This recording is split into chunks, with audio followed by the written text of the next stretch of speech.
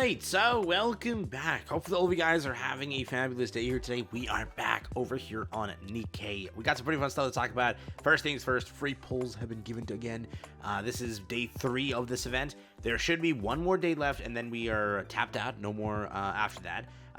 Obviously, we're almost there to also the day of the anniversary, so remember, it's a very, very special day, and a lot to talk about. So, as always, new to the channel, like and subscribe. It does help out massively.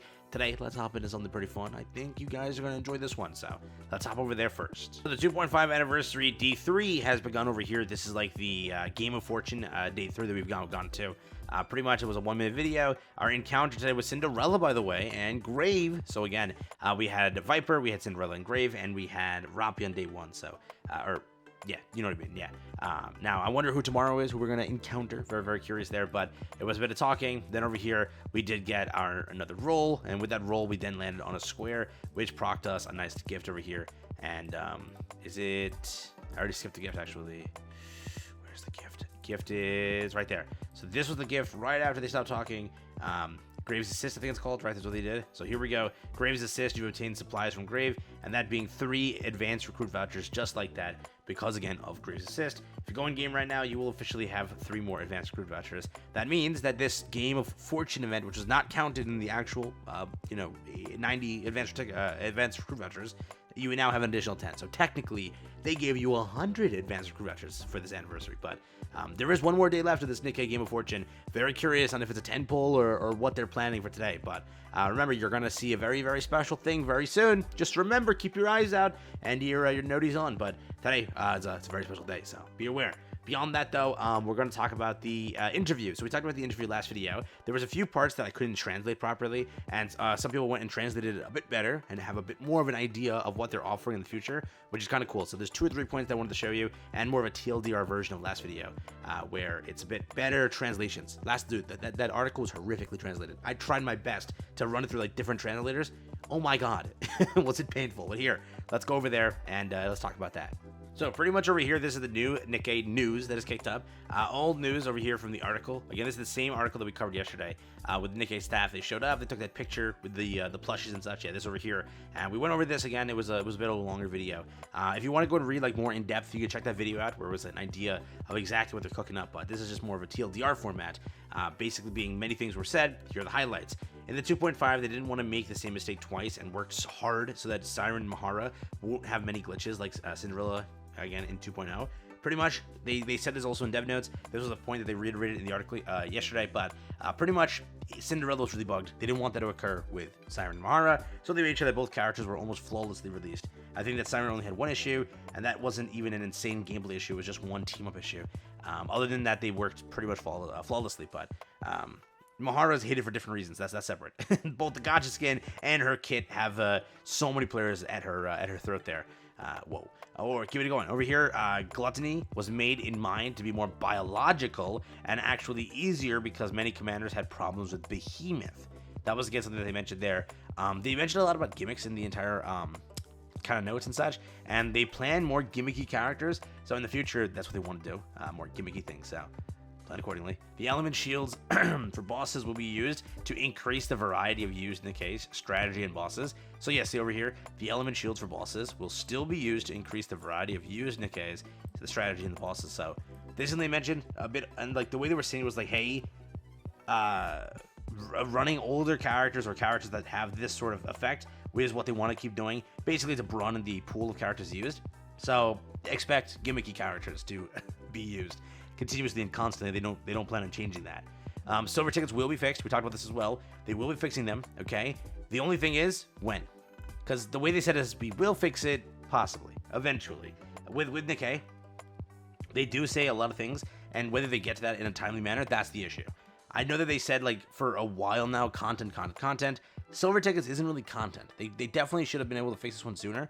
They promised the fix also a while ago, almost over a year and a half ago, or a year ago, and that was for adding the characters with the collection system, which that collection system ended up getting delayed and such. And when that came out, finally it was like our first ever revamp to silver tickets. I wonder if silver tickets get anything, sooner than that, right? It's been a very long time since they've been saying. So I wonder when that's gonna happen. But as I mentioned, Noah was accidentally put in the pool by mistake, and they never chose to change it. they just left it there. Server tickets is something they want to fix for a while, but rather work on new events and bug fixes. So that's what they said, right? They're too prioritized with other things that server tickets isn't really on their horizon, but they want to fix it. Right now, though, that's still their priority. So that's there as well. Road to Villain is really liked and something that could be repeated or a new method will be used. This is something that I translated as well.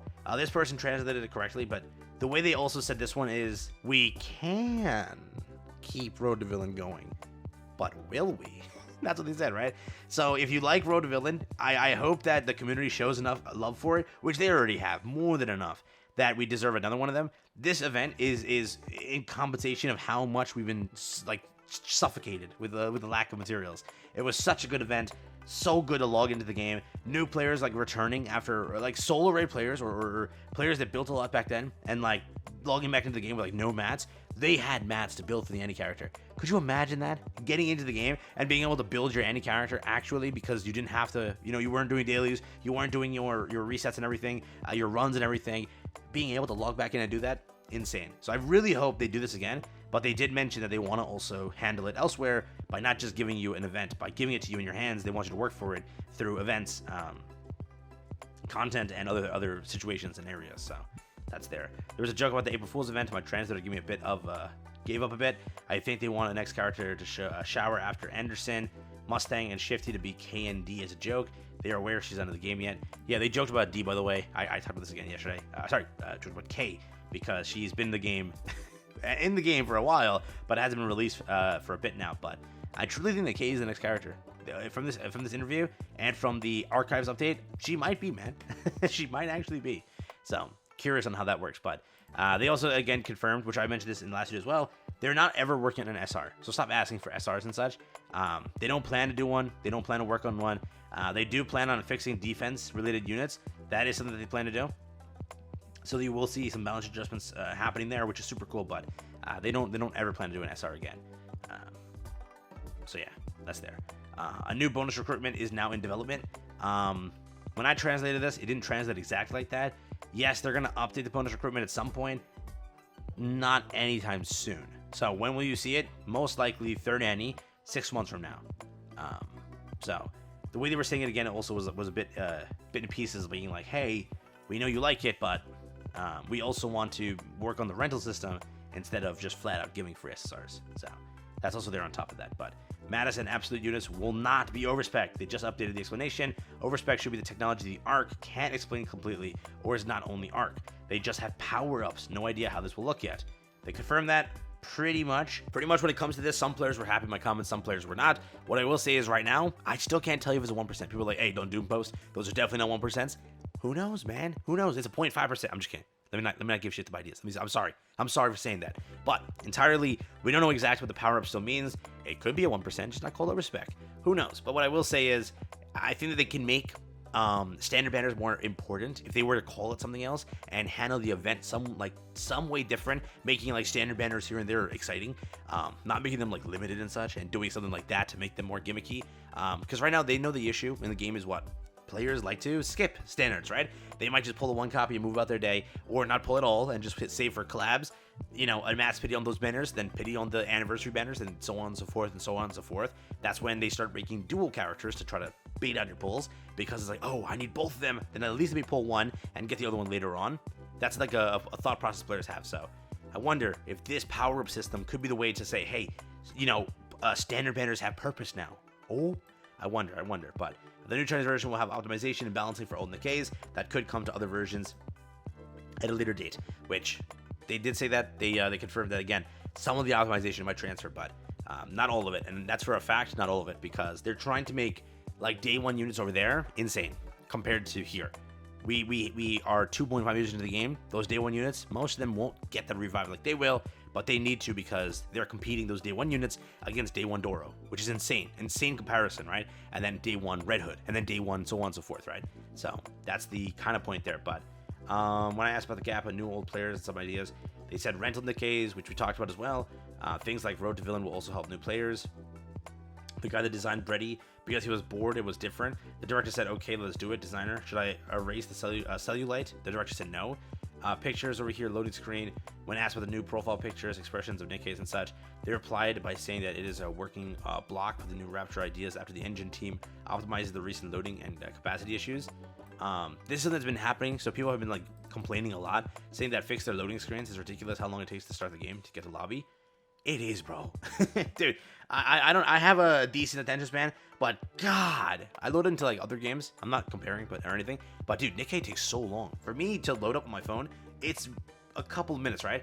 On PC, it's much quicker. There's no doubt about that, but I'm not always on my PC, right? So I would like to like on my phone here and there do it. And then sometimes it just doesn't, dude. It takes forever to load. And then I hate when it gets stuck at 2 and it says like 2 out of 2, and then it just gets stuck. And then I'm like, you know what I mean? Like, oh, come on, man. And then I gotta reclose the game out, reopen the game. That happens to me so much. It's like a daily occurrence. I get so mad. Maybe my phone sucks. Maybe that's what it is. But you know, it just happens constant for Nikke. And I know a lot of players in my Discord talk about this as well. It's an issue that they have. So in the future, they'll take care of that as well. But it's gonna take some time. So for right now, wrap it up there. That is pretty much the TLDR what was yesterday, and some more points that we didn't kind of talk about and such. But pretty cool things altogether. So hope you guys enjoyed it.